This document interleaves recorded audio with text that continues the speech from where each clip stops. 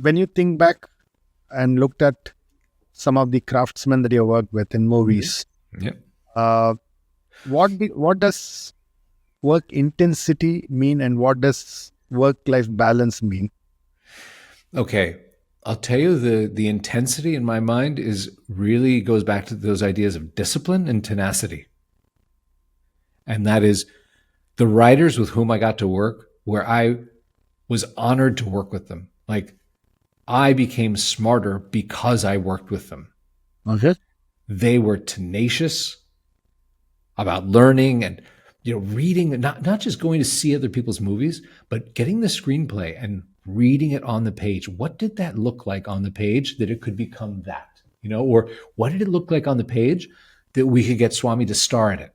What does it screenplay look like that gets Brad Pitt to do the movie, Yeah. And the discipline of saying, I'm going to sit down every morning for 3 hours and write. I think there's Ron Bass.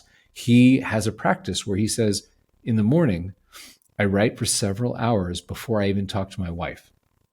Because he said, once I start talking to my wife, my children, I hear their voices and I can't hear my characters' voices anymore. So he said, when I wake up, I just go to my little work, his work area, his office.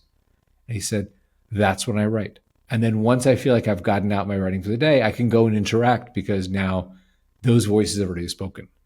And, with the work-life balance, I think everyone needs to strike it for themselves. Like I said, I acknowledge that this year my work is heavily loaded in the first 6-8 months, and then the back Yeah. half of the year will be a lot of life. But that's up to everyone else. But the thing I saw with the great writers and directors do is they're tenacious, they've a voracious, sort of hunger for learning, and they're disciplined every day.